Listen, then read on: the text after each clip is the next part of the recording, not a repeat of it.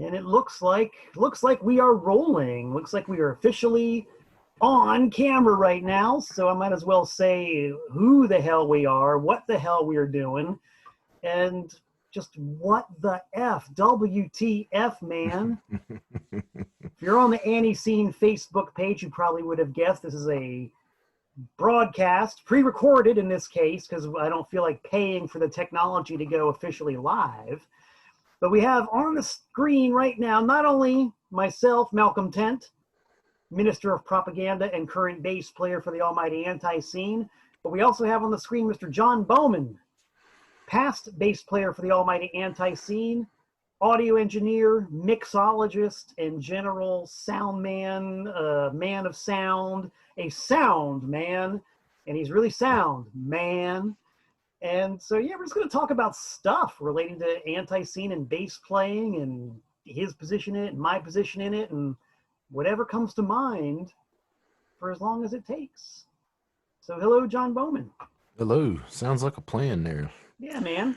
Let's kick this off with a little excerpt from Stairway to Hell, the 500 Best Heavy Metal Albums in the Universe by Chuck Eddy. This is Chuck's review of ANTiSEEN's album Honor Among Thieves.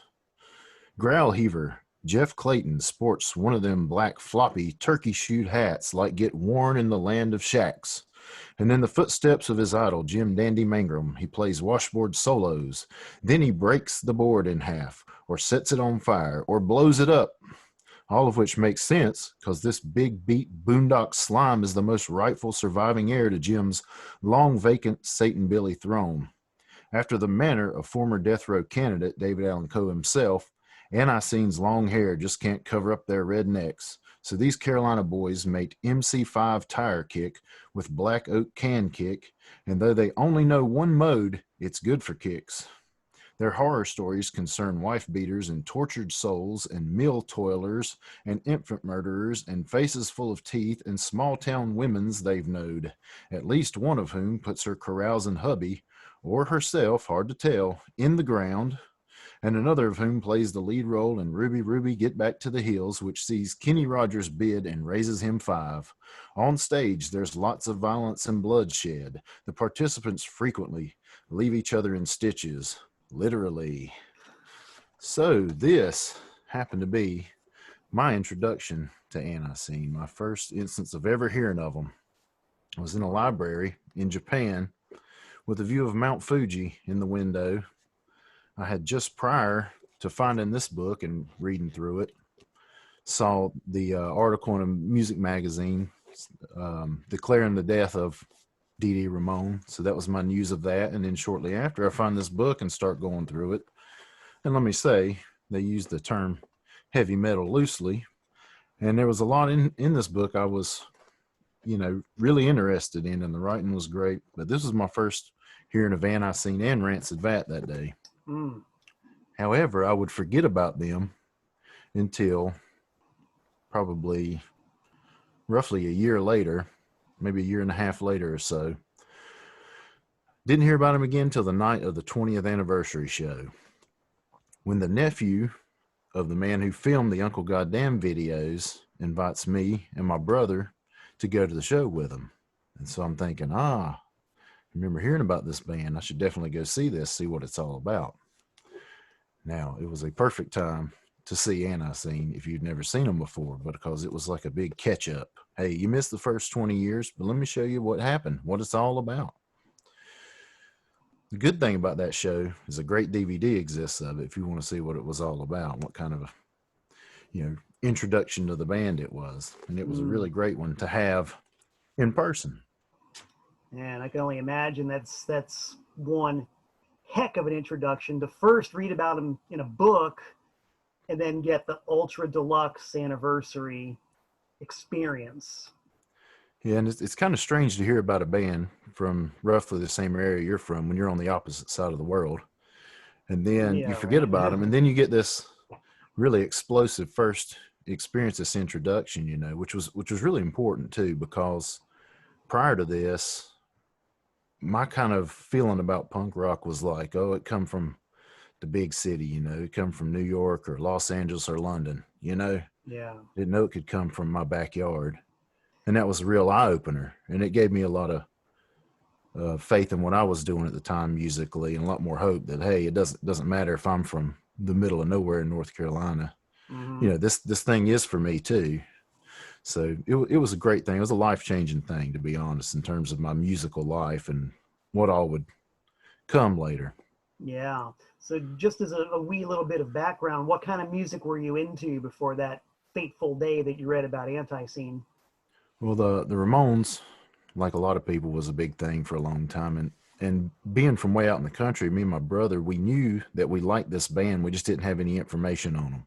Hmm. So from time to time, we would see this band. They kind of had like, you know, exaggerated Beatles haircuts, and the songs were just like plowing like we liked, you know, and it kind of Hmm. had that simple rock and roll structure we were looking for again, you know. So it took us until I think we got the internet to really know who we were talking about.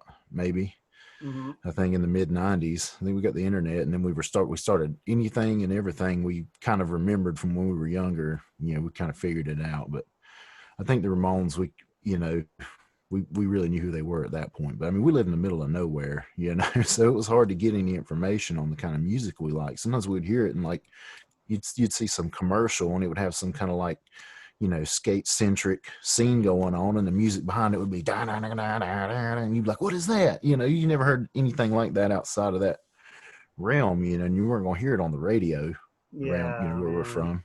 You Yeah. just weren't. Yeah, So where you were from or were from anywhere really. I mean, it just was so impossible to find anything relating to punk rock or whatever you want to call it, man. I think it was universal. And what town were you in when all this was going on? I was living in Shelby. Come to Shelby, you know. Oh, Yeah, the yeah. Shelby. Yeah. Yeah, enough said. So yeah, I mean, everything just seemed perfect, you know. Yeah, But yeah, yeah. we were into the bigger bands, you know. Like there was always Ramones, Sex Pistols, and the Clash, and then you know the next tier or two down, the more famous stuff though that we were able to hear about. You know, it took us until we started my brother and I regularly going to Charlotte before we realized that there was a deeper underground. Right. And so Right. we started going to Charlotte and immediately met several key people who started tying me in. This connection between me and Clayton started to get close. You know what I mean? It started to like the branches of it started reaching towards each other. Hmm. And some of those people were Chris Piegler, who's passed now. He is on Noise for the Sake of Noise, plays keyboards on. Oh, positively Fourth Street. That's right. Hmm. Yep. So there was one connection. He kind of was one of the first guys to say, if you want to play at this place, that's who you talk to. If you want to play at that place, this is who you talk to. And that was some good information. Right. On, I believe, the exact same night is when we met Russ and Mad Brother Ward and Jeff Williams of the Dead Kings and Steve Wenzel of the Dead Kings. Oh yeah, that's And a trifecta right there.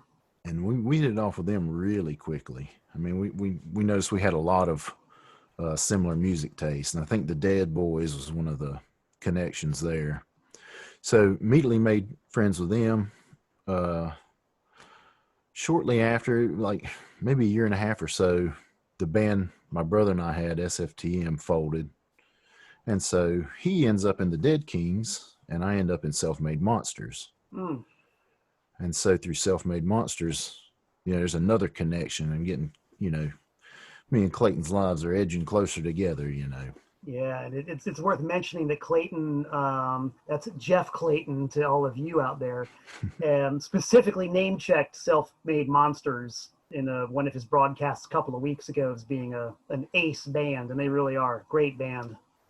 It was a fantastic band for me to be in. It was a serious learning experience. It went from every song that I ever wrote or played was perfect, like intro, verse, chorus, verse, bridge, you know, which I still have a habit of doing today, but I just like that. You know, it has to do a lot with the music I was raised on. Hmm.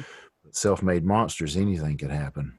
The song could totally break down and all the instruments become these things that you only visualize in your head, like a satellite dish.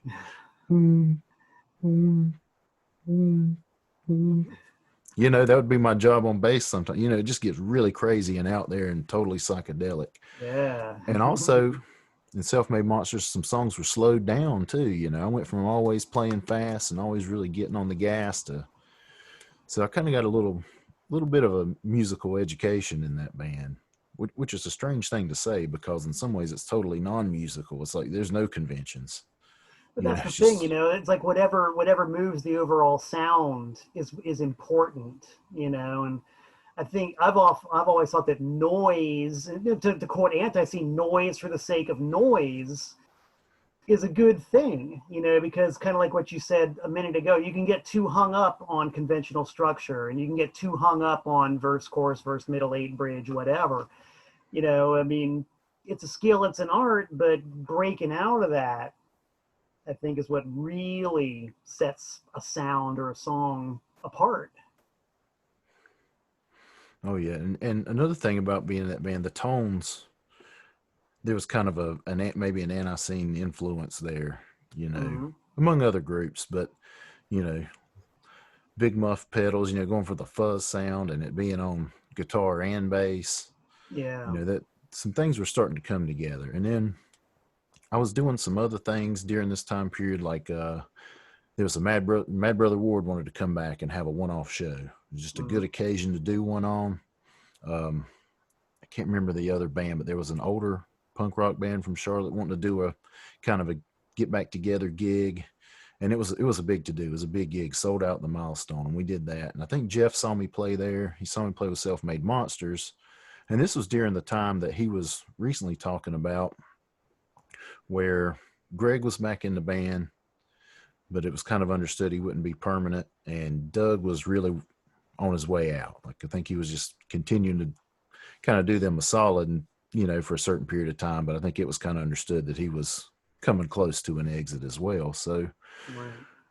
one day, just in the general course of things for Self-Made Monsters, Eddie calls me one day and we talk some band business, and he said, "Man, I got something pretty serious to lay on you." And he says, Greg's going to be leaving the band, and Doug's going to be leaving the band, and Jeff Clayton wants you and I to be the new rhythm section in ANTiSEEN.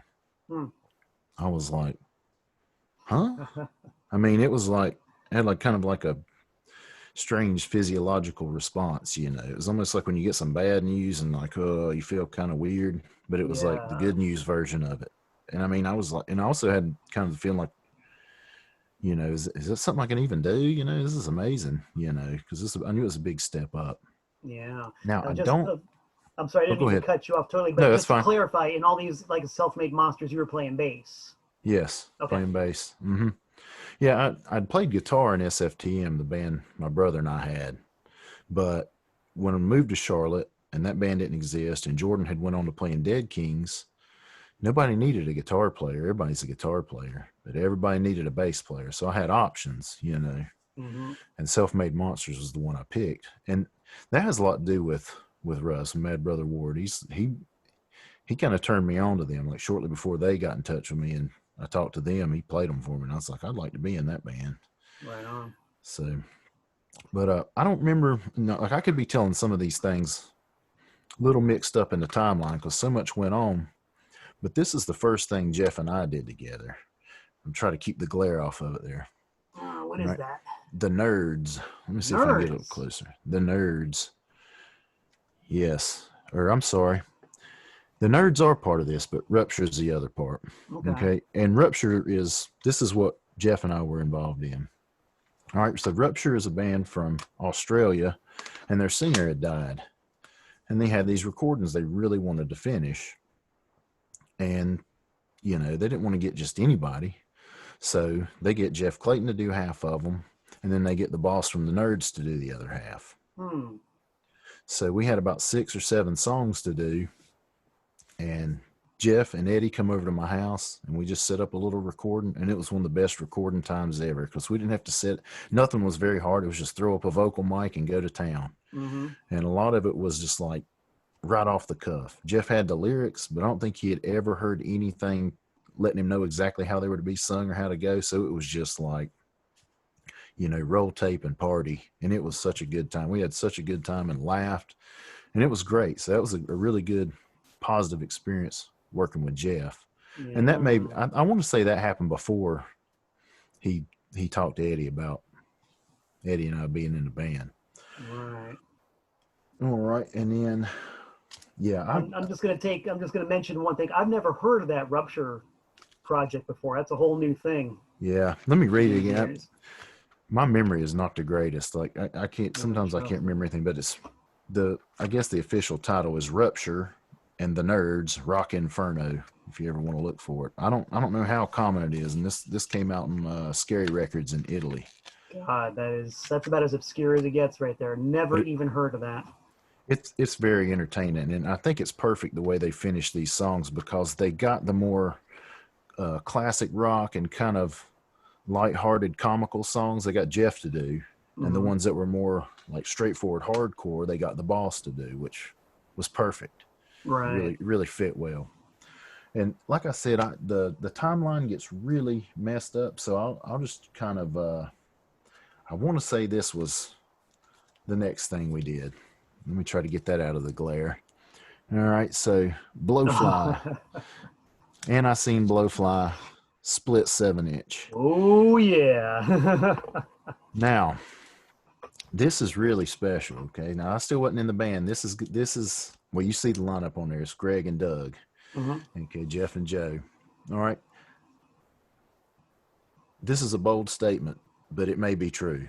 This may be the first time a band has covered a parody of their own song. Yeah, right. So ANTiSEEN has Destructo Rock.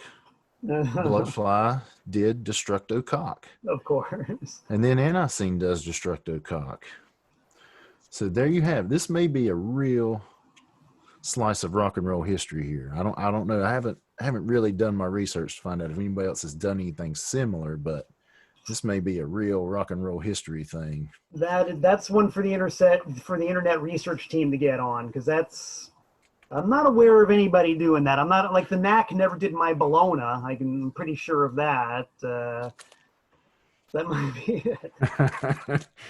Yeah, so that, and this is an interesting story too. I kind of pulled a, I don't know what you would call it, but I kind of had to go back on my word a little bit. I told Jeff I would do it for free just to be part of an ANTiSEEN record. And then come close to the time to do it, I had to go back and say, man, I really need money. I don't have a job now all of a sudden. So I ended up charging them, and they were fine with it. They did it. Also in that same session, this was recorded. This glare is a real challenge, but yeah. Fix Me. This is a split with Brody's Militia. You got, and it's, you talking about Jeff loving Planet of the Apes. You got Planet of the Apes on both sides.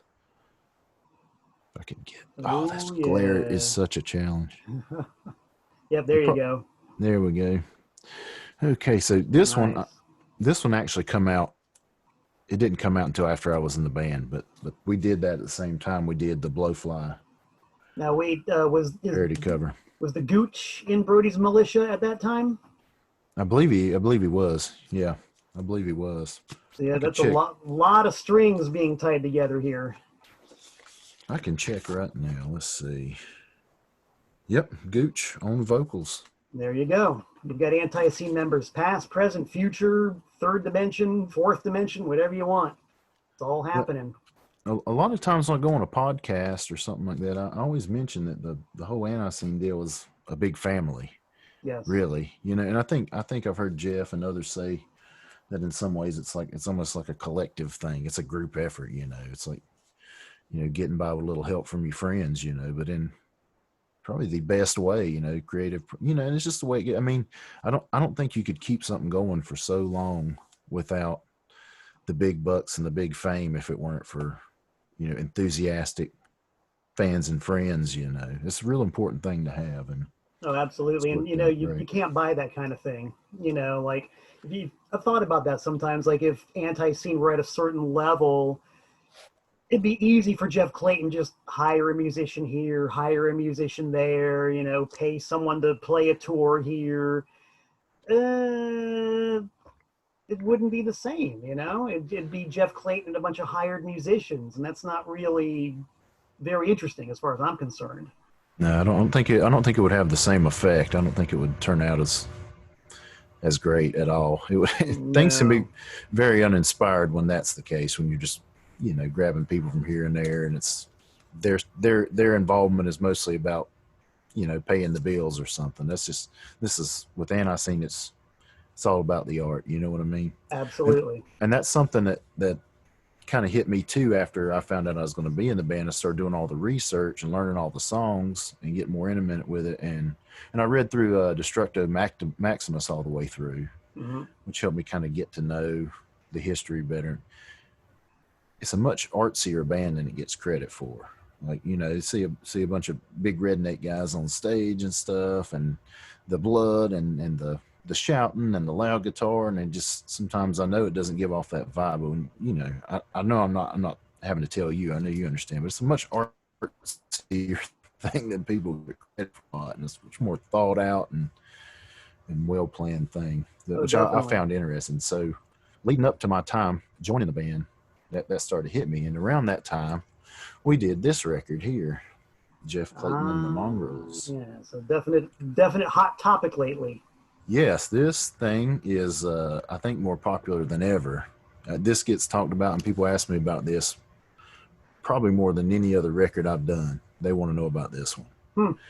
And typically, what happens is somebody finds a copy of it, and they find it still has a download card in it, and they go to do the download because it has extra songs, and the download doesn't work anymore. So they hit me up. You got the other songs, And if somebody has the record, I'll let them in on the other songs. Send them MP3 copy of it. Right But on. I think all that it would be nice if all that got repressed. I think it would be well worth it. And I know it's been talked about, but during that time, ANTiSEEN was kind of in a rough spot. Doug couldn't be involved. He had other life things going on that were not things you can put to the side. And Greg lived fairly far away in Raleigh, and also like Jeff was saying, he was in a lot of pain with his back. So there wasn't a lot going on with ANTiSEEN at all. So Jeff needed something to do for the time being and started the Mongrels, and it was amazing. He asked me to be the producer on the record, which floored me too. I thought that was awesome. He's just like, man, just come along and make sure things go smoothly. And for the most part, they did, and have a successful record to show for it. Right on. And I do look forward to the day that gets repressed. that's Yeah. that's kind of a high point. The version of War Hero on that is one of my favorite things ever. I'm so proud of that. And that record was done all on tape, the old school way. So was Yeah. cool thing about that one is there's a lot of like hand done automation on that one. If Hmm. something needs to come up or go down. So there's a whole other on War Hero. There's this whole other performance that you don't really see or hear that's done on the mixing Hmm. console, where like three or four of us had our hands on it and doing this and that, and it's just that's a really proud moment. I don't get to do any of that much anymore. Yeah. Most of my Right. stuff's done in what they call in the box. Where you go through a recording interface straight into a computer, and then you do all your mixing and mastering there, which is fine. It's great. Technology's allowed us to do a lot. Like pretty much everything else all the rest of the records I will talk about, they have a lot to do with the technology to make records becoming inexpensive and accessible to everybody. Yeah. But there is something about that physical sensation of sliding the levers and having perfect control over it. It's really cool. A little bit different from sliding a lever with a mouse on a computer screen. Yeah, I prefer to do the old analog way when I can, but that Yeah. opportunity is about gone. Yeah, it's become a very expensive niche way of doing things now, for sure. Mm-hmm. I think it's worth mentioning too that just for some people who don't know who the personnel is on the Jeff Clayton and the Mongrels album. Oh yeah, so let's see if I can get that without it glaring. We've got, of course, Jeff. I've got to remember and look too. We've got Jeff. We got Mad Brother Ward. We got Mm-hmm. Jimmy King, Jeremy Holcomb, and here. I knew it was coming. I couldn't remember somebody. It's that guy right there. He's like Oh, Lord. Plays in the Belmont Playboys. Everybody knows him. They're going to think I'm stupid for not remembering his name. And Well, it's all because, right. yeah. The internet research team can get on that one. But I did want to make sure people knew that you've got yet another player in the story is on that record. Oh, yeah. Oh, yeah. So that was a really good time. That was kind of the last recording thing we did before I joined the band, I think. I'm pretty sure. But now I guess we can start talking about how I first got on the stage in ANTiSEEN. Yes. How did that happen, John Bowman? All right, so this opportunity come up for ANTiSEEN to fly to Lichtenfels, Germany, and play a festival show. And this was kind of an out of the ordinary opportunity in terms of, going and doing a one-off gig in Europe, and also the fact that it was going to be a really nice payday. It was really going to be worth it monetarily. Like I said earlier, Doug had some things he was tied up with and could not do it. So they call on me to do it. So I get everything ready. Like it's pretty short notice too. I had to get my passport ready and everything. And then right before we were to go, had a slight tragedy hit me. The apartment complex I lived in totally flooded. Right? We had a heavy rain. The creek rose. It flooded. Luckily, I lived on the second floor, and I didn't lose any of my belongings. But because the first floor got totally submerged and then got moldy, got condemned, so I was pretty much rendered homeless. If it weren't for my now wife at the time, I would have had nowhere to be. She put me up, fortunately. But while the floodwaters were still receding, I had to get into my apartment and get my passport and get packed and get my base and everything and get ready to go. And so pretty much head off to Germany, homeless and now playing with ANTiSEEN. Wow. But that was a really great time. And I had met Joe Young before. When we recorded those two singles, we did it at Repo Depot at what Joe and Jeff Young called the Whitnall store. I guess it wasn't in Lenore like the final Repo Depot was, but in a nearby town called Whitnall. But I had met Joe at that time, but this Germany trip is where me and Joe just like immediately, this number right here, it was amazing. I don't think I've ever made friends with somebody so fast, but he just immediately seemed like somebody from where I was from, which, in the bigger scope of things, thinking now he is. Like I live like 35 minutes from Lenore right now, so it was awesome. He just felt like, a good old boy from where I was from. We got to talk and had so much in common. It was awesome. It was such a good time. Me and him shared a room. Greg and Jeff shared a room, and it was great. And so they were happy to be in Europe again. And I was happy. It was my first time in Europe. I'd spent a year in Japan, and I'd went to the Philippines for about a month. But this is my first time being in Europe. So we had some pretty cool adventures. We had a good time. Greg was a good time too. I really liked Greg instantly. So I already knew Jeff well enough to be comfortable with him. So it was totally comfortable. So did y'all end up doing a bunch of dates over there, or was this for this one gig? One show. Wow. So we got there on, I can't remember if it was a Friday or a Saturday, but we went and watched the first night of the shows. So we didn't just sit around in the hotel, and so we went to the festival. So we watched all the shows the first night, or at least we're there, even if we weren't paying the greatest attention to everything, and having a great time and seeing some fans from over there that they hadn't seen since, I think it'd been 7 years prior or 6 years prior. It was my first time meeting some friends I still have to this day over there. Right on. Oh, time out. What year is this? I don't know when this is. We're talking. This is about 2008. Okay. I have a hard time remembering when all those records came out, but I know this was 2008 for sure. Yeah, you're not going to forget that one. Yeah, it's a big deal. So have a really great time the first night, and then the second day, we're waiting around forever to get taken back to the festival, and nobody ever comes for us. I mean, like for the longest time, and they finally do. So that was a relief. But we go and we do the show, and we had only rehearsed one time. I'd only rehearsed with them once, and it wasn't even like really recently. It'd been like maybe a month or 2 months before or something, Oh, I think. wow. So it was really flying by the seat of our pants, but it went off great. It was a good time, and I felt so good. And I'd never experienced anything like that. The biggest thing I'd done is playing like the small stage at Tremont or the Milestone or anything like that, or whatever little underground thing somebody threw together, at a Yeah. house or other place, So now I'm playing a festival gig and I'm looking out at thousands of people and I'm on a big stage Yeah. and everything's really pro, so it was a big ego booster, and I also come back, on the flight back with a big old roll of euros in my pocket, like biggest Yeah. payday. It's still the biggest payday I've ever had from one show. I Ain't nothing wrong with don't think I'll that. ever top that one. So I was like, I could get used to this. So I was definitely, after that show, I knew I was all in, it's something I could do and I fit in with it. And I like the other guys. And that was a good time, but it was still there. The plan after that was still, they were going to do the 25th anniversary show.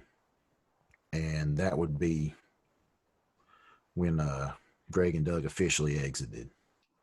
Okay. And that's the way it went. So Eddie was going to be the drummer. Eddie had tried out for ANTiSEEN a long time ago. I think right before they got Barry. Mm-hmm. And I think they really liked Eddie as a drummer and as a person, but I think Barry was a little closer to him and a little closer in age to them, and that he just happened to be a slightly better pick in their eyes, And but Eddie started kind of telling me, like, man, I don't know if I can do it. I don't know if I want to do that.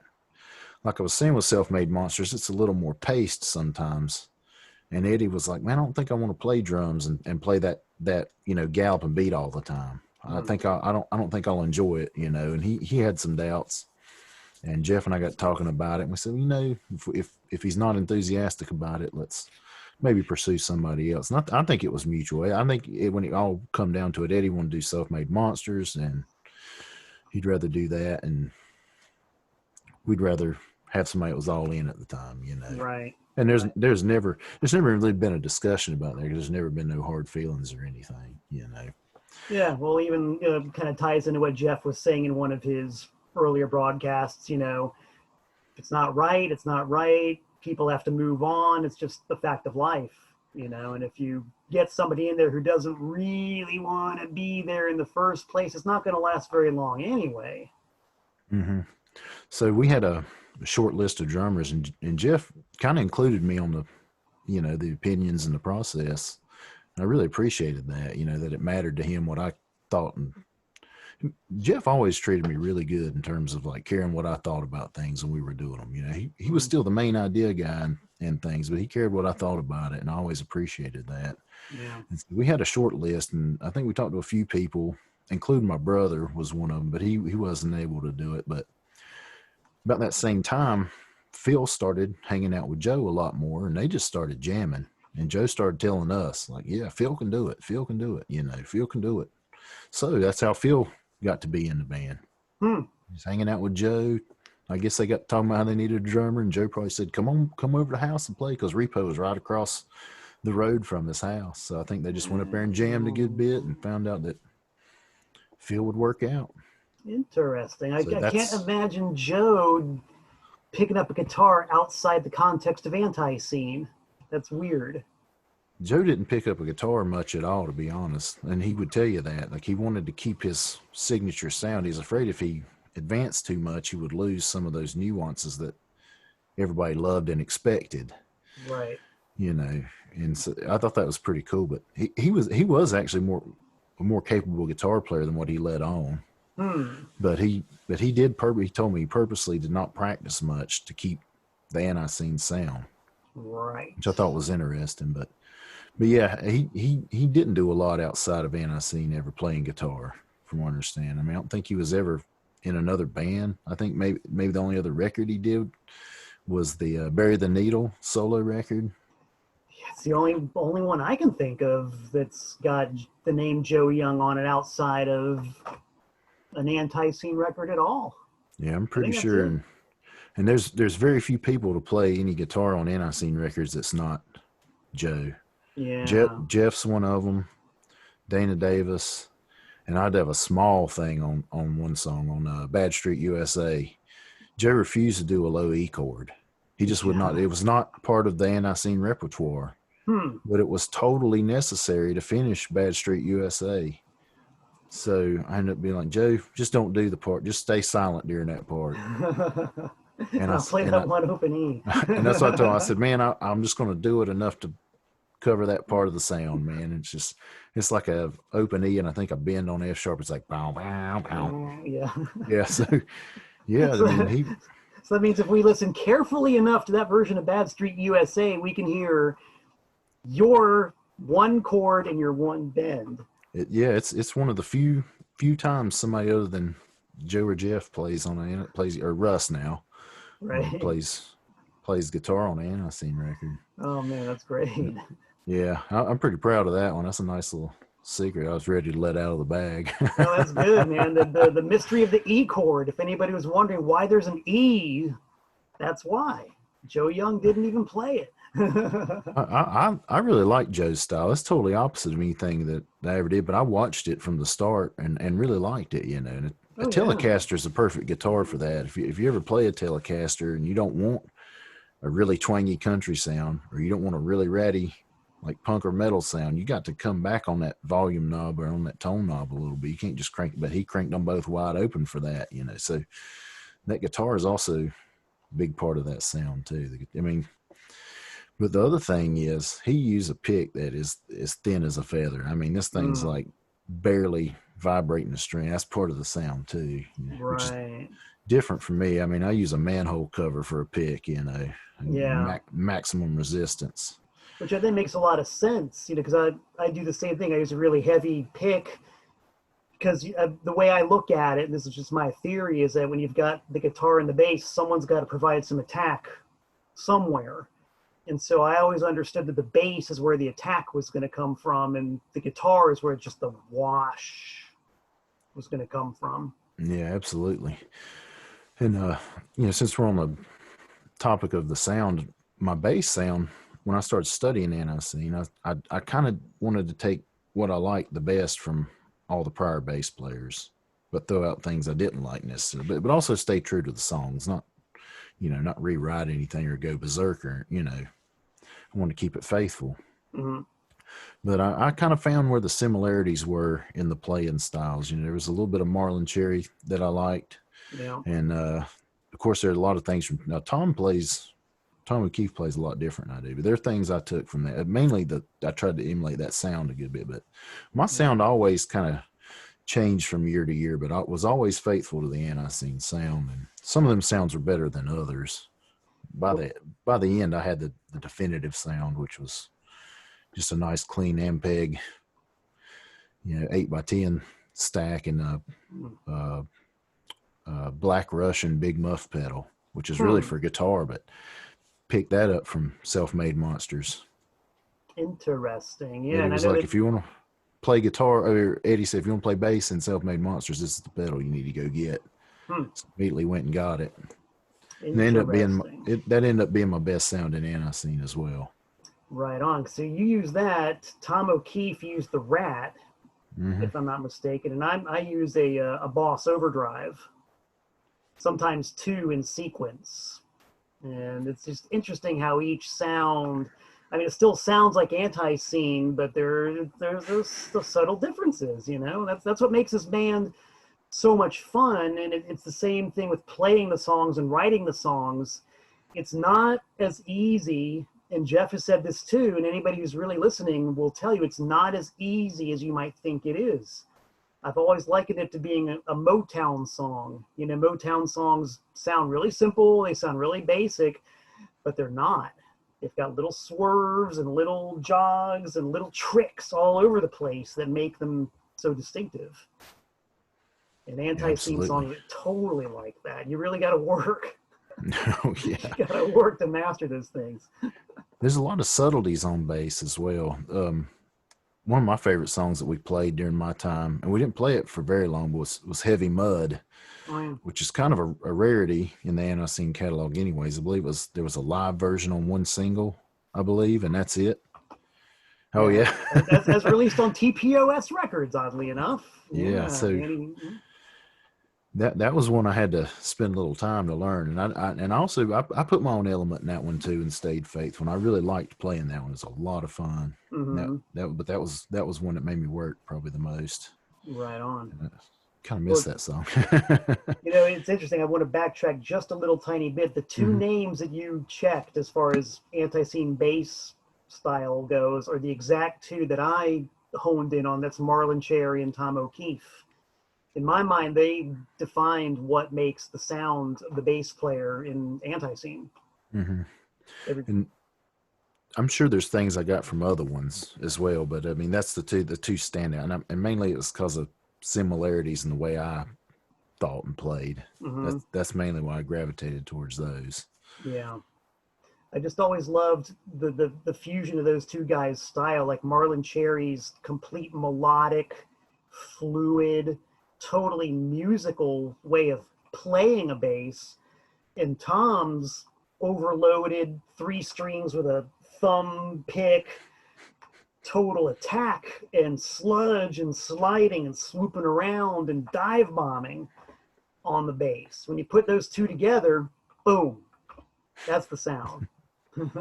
Yeah, I had a couple like little signature things I like to do too, and that also happened to be part of the ANTiSEEN thing, which is a lot of the boom, Mm-hmm. going like dragging that finger down the string. And when I was first getting into music and guitars, I would go to Shelby Music Center, and there was this old guy working in there, and he would just like tear any instrument up just to impress us kids, because we'd be like, whoa, and he knew every song that was like popular. We could be like, man, play whatever, and he would just do it, and we'd be amazed. And he would play bass, and it was amazing. And he would always do this, and he's like, boys, I tell you what, he said, one time I was playing this club, and this woman come up to me and said, every time you do that boom thing, I almost had an orgasm. And I think I didn't purposely do it, but I think that just sunk in. It was like, oh, you always should do that then. The motivation of a bass player in ANTiSEEN. There you got it.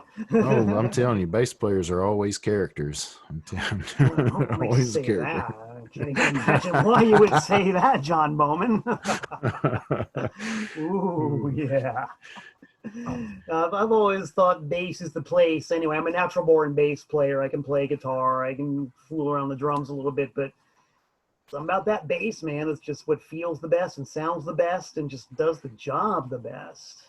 I also like to say that I learned how to play bass from drummers in a way, Yeah. because a guy told me one time, play the bass like you play drums. Like, he's like, if you're gonna play the bass, don't think of it as the guitar. It's not a guitar, just play it kind of like the drums.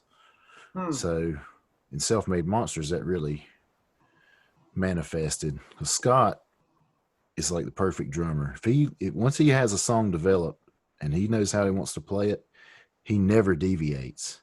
Mm. Doesn't make mistakes, and the song never deviates. So you always know what to expect. The timing's always perfect, and it just like transferred onto me. And I started playing bass like he plays drums. Like if he's like,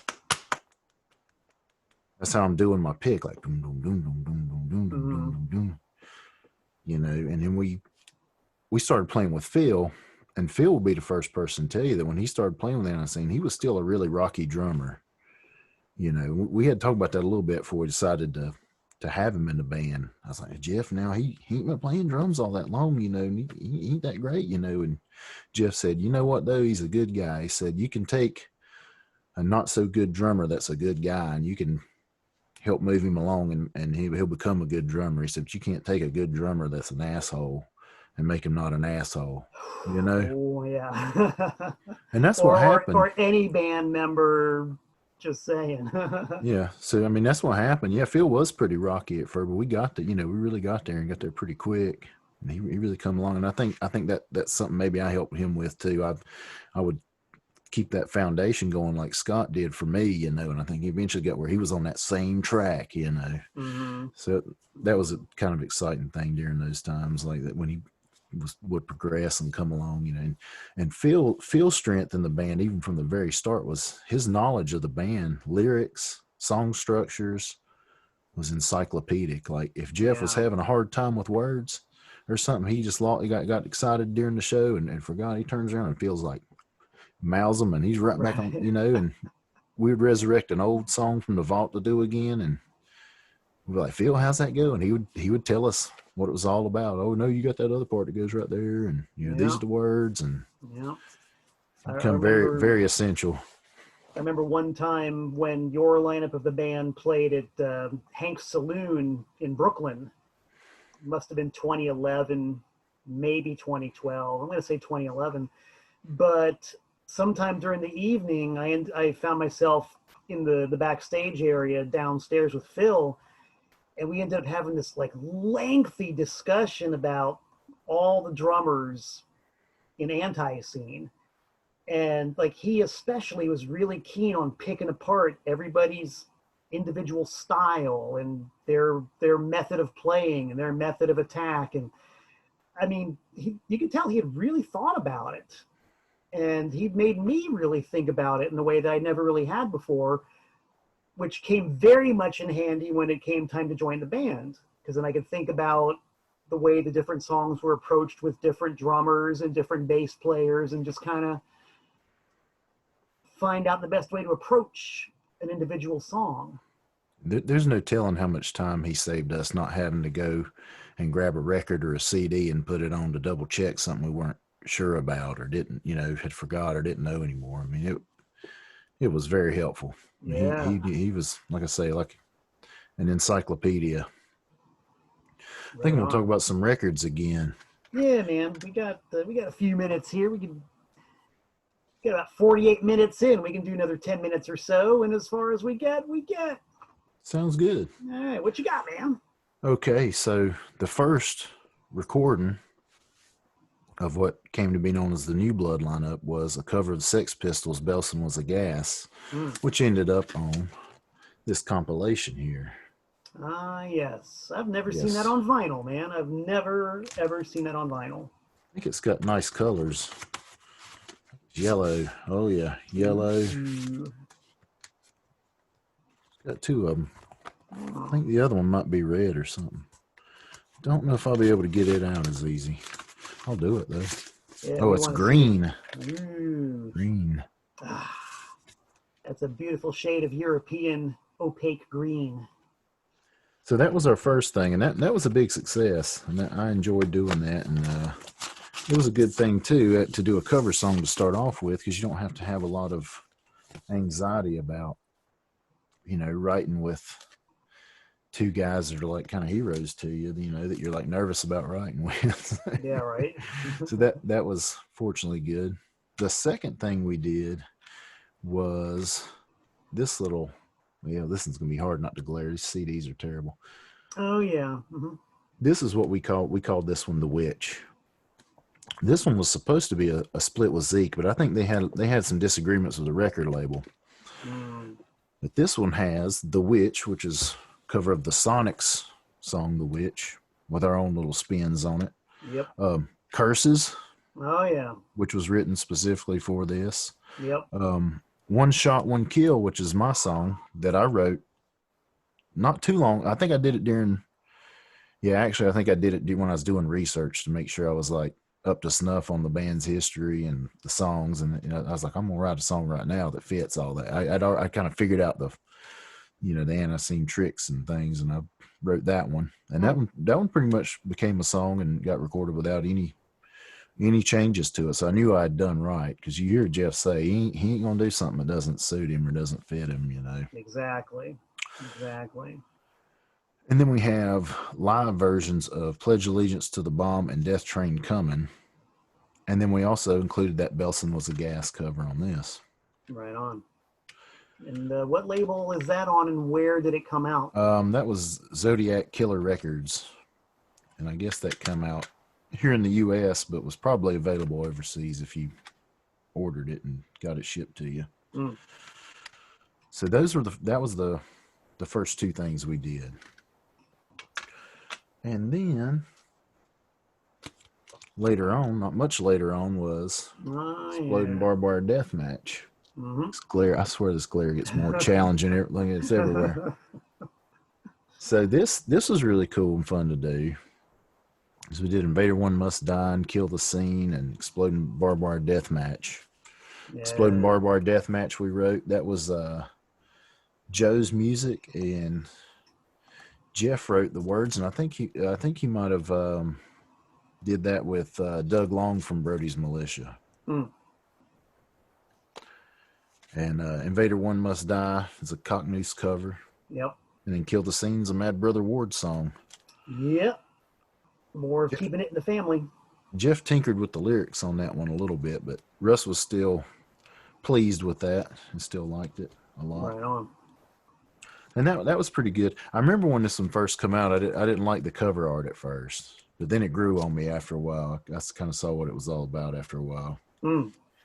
But that was fun to do, and that's a good one. That's one of the best sounding ones we ever did. And something I didn't mention, around this time we had to come up with a name for our studio, which was really Joe's house and garage. So we deemed it Dead Deer Studios because of the deer heads on the wall. And the source of many props for ANTiSEEN photos too, I'm imagining. Oh yeah. Let me see. I often wondered about that. Why all the antlers all over the place? Now we know.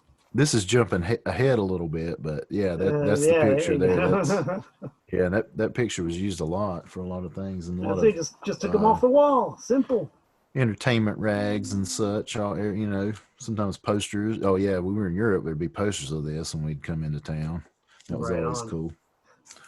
Yeah, that's jumping ahead. This I consider this to be an album. I'm not sure what Jeff considers it, but it's an album's worth of stuff. But it's put together from all those singles.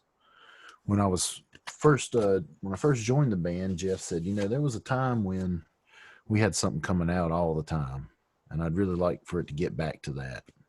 Yeah. And I don't know if we were as productive as that golden era, but I think we was pretty damn close. And I remember 2011 in particular being a really productive year, not just for ANTiSEEN, but all the stuff I was doing. I was working on other records as well, and it was just like one thing right after another. If it wasn't the same, if the ANTiSEEN records weren't the same pace as ANTiSEEN records were during that golden era, it maybe the pace of everything I was doing at the time was about there. I mean, It was a lot of stuff in that year. It was an amazingly productive year. It was a really good time. Yeah. And that's the year that I finally hooked up with the band again after I was out of touch with them for about 12 years. So basically everything you've talked about up to this point is something I know nothing about. So just from my own perspective, this is great. This is filling in a really big gap in the story. Oh yeah. So let's see what I can talk about now. I'm just trying to mostly hit the highlights. Talk about whatever you want to talk about. This is our time. No, honestly, all the records I got sitting here are part of what's steering the story. Yeah. I think this will be a good thing to talk about next. Worldwide live ass kicking. Ooh, yeah. Let's talk about that one, shall we? All right. So this situation was similar to the whole Germany trip that I took on with ANTiSEEN in the first place. We had a chance to go to Eindhoven, the Netherlands, and play a festival gig. Just fly, have a good time, and come on back. Do a weekend deal. So we get this gig, and we're looking forward to it. And this is going to be Phil's first time in Europe, so he's really looking forward to it. And we fly over there, and we get there. We're flying to Amsterdam and drive to Eindhoven. And by the time we get there, we're all pretty tired and stuff. And me and Joe are sharing a room like we always did. And he decides to take a nap, and I decide to too. But I lay down for a second, and I decide to get up and play my bass a little bit. I want to make sure the tuning didn't get a little wacky because it was cold there. It was colder than it was at home when we left, and it'd been on the plane and all that. And let me tell you, if you ever travel with a bass and they don't let you take it on the plane, they're going to beat the shit out of it. They're just going to luckily my bass always survived, but my case eventually just got totally messed up. Yep. But anyways, so I start playing a little bit of bass, and I drop the bass and watch the neck break in two. Oh, man. And I start getting really scared and worried. I'm like, what the hell am I going to do? I'm just going to have to borrow a bass, I guess. And, worst case scenario always comes to mind. And I imagine myself with some kind of like 6-string monstrosity. It looks like something Prince would play instead of like, Fender P bass, which I preferred at the time. And I was like, God, I was flipping out. And then I woke up. I actually had went to sleep, and I dreamed every bit of that, and it was every bit as vivid as if it were real. It freaked me out, man. But we had a great time at that show. There were a lot of bands that we wanted to see, and then there were some bands we were friends with that were over there at the same time. 357 String Band was there with us. We had been traveling with them a little bit in the States, and then they were there with us, so that was cool. There's some familiar faces there. And then there was The Exploited was there, which made Phil's day. That's one of his favorite bands, and he's pretty well acquainted with Waddy, and that was a cool thing, and got to meet them, see them play. And Municipal Waste. Oh yeah. Peter Pan Speed Rock, who hosted the whole thing. That was great. So it was like just it was an awesome time just going over there to the Netherlands and getting paid to have the best time. And just it was great. I didn't see anybody there out of the bands that wasn't having seemed to be the best time of their life. It was a really good show. But that's where this recording come from.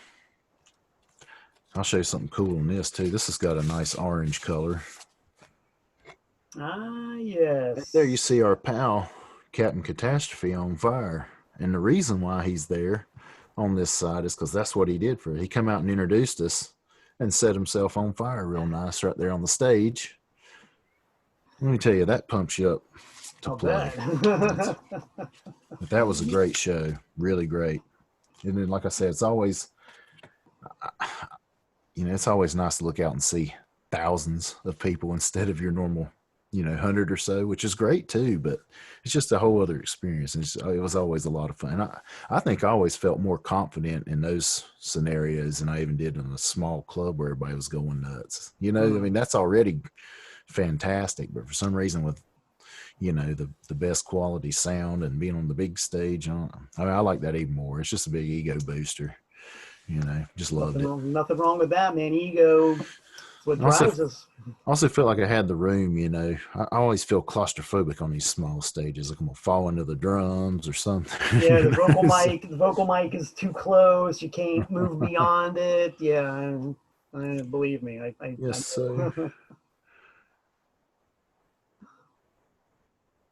Okay, so the other side of let's see. Side one of this is yours, right? I was going to say the other side of that record's pretty interesting too. Recorded November 2010 at Rebel Sound Productions, Pittsfield, Massachusetts. Yes, indeed. By the Malcolm Tent Mobile Unit. I love the way that sounds. That sounds pretty good, doesn't it? And that was the first time I'd seen ANTiSEEN in 12 years. The aforementioned 12-year gap came to an end that very night. Drove up from Danbury. It was about a 2-hour drive. Walked into the room and saw everybody for the first time in 12 years. Just like not a minute had passed. You guys played the set. It was awesome as always. And boom, instant fandom all over again. Yeah, that was a good time. That drive back wasn't very fun though. That was all straight night back. long. Yeah, all the way. I think it was 13 or 14 hours, something like that. Man. Yeah, that's one thing I've only experienced a couple times so far, and that's the all-night drive back. I think the only one we've done so far is the one from San Antonio to Charlotte, which is about 24 hours. Yeah, we did that. We did this kind of thing a lot back then, but this one I remember it sticks out because I was cold. It was cold. Well, welcome to New England.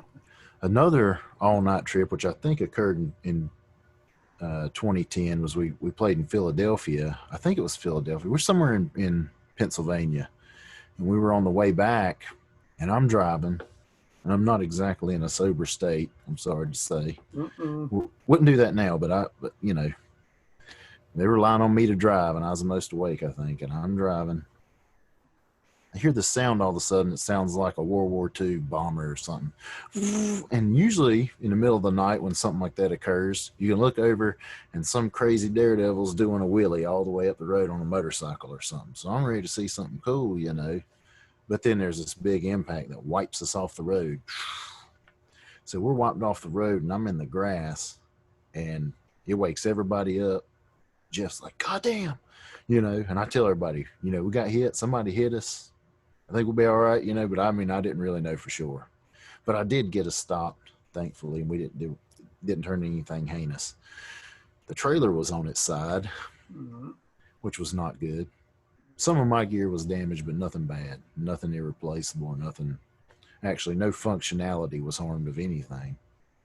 Joe's amp survived, but it was this guy, some guy from England had hit us. I guess he had been partying in somewhere in Pennsylvania and messed up and hit us, you know.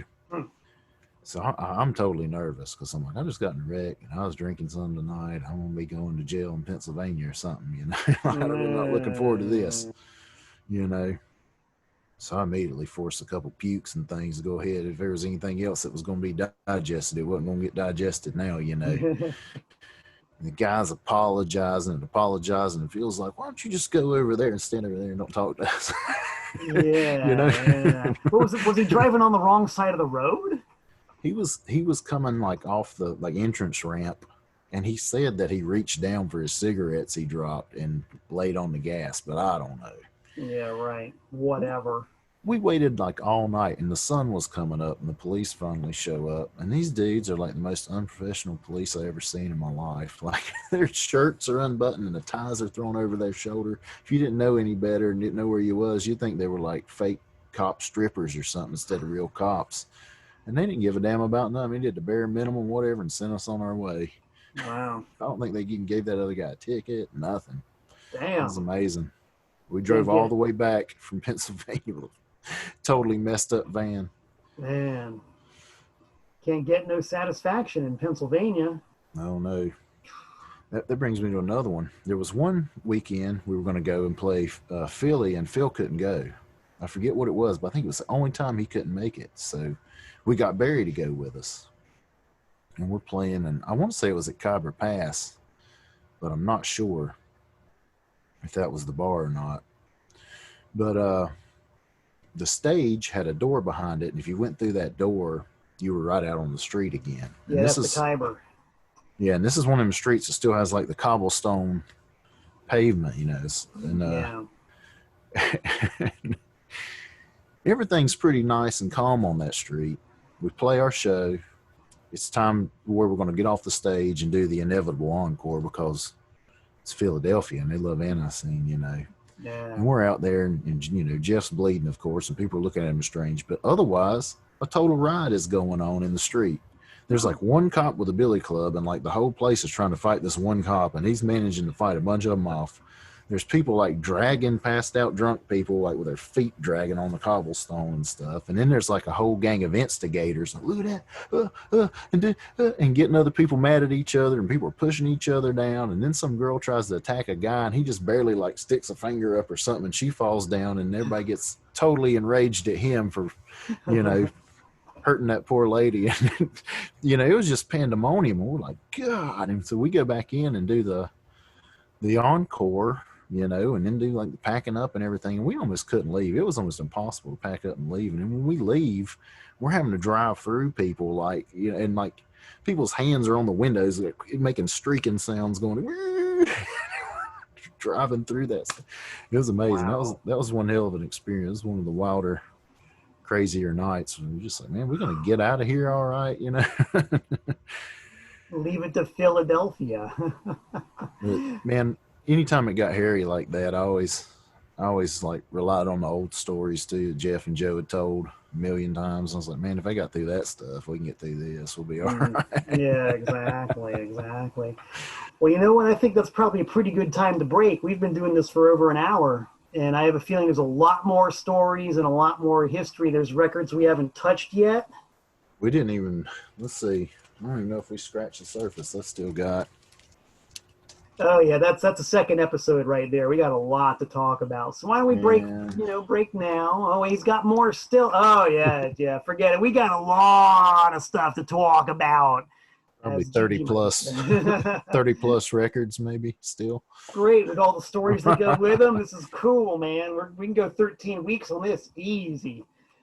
This is great because I had done my streams on the Facebook and I pretty much said everything I had to say, So we're gonna put you to work for a while. As long as you want to do it, man. We'll sit down and talk about it and dial it up on the Facebook and people can check it out and get their history lesson again every Yeah, single week. I think I get the rest of my part of the story in another hour or two, probably. Well, we'll see. We'll see. All right. And viewers out there should know we did sort of like a dry run of this a couple days ago just to see if we could record and everything. I heard stories from John Bowman that I haven't heard yet, and they were pretty good. So I think we might have more than just another hour to go on this, but we'll see. We'll see. It depends on how much y'all want to egg me on. You know what I mean? Like, I could probably give you a right many episodes if you really want. I think we're willing to find out. So right on, John Bowman. Thanks for doing this. This is a lot of fun. Thanks for having me. I appreciate it. Right on, man. Stay tuned, all you people out there on the ANTiSEEN Facebook page, because there will be more. And of course, Jeff Clayton, the unimpeachable president for life, every Tuesday at 5 p.m. with Break On Through. So break on through and stay tuned for more history lessons right here, wherever it is the hell we are. Sayonara.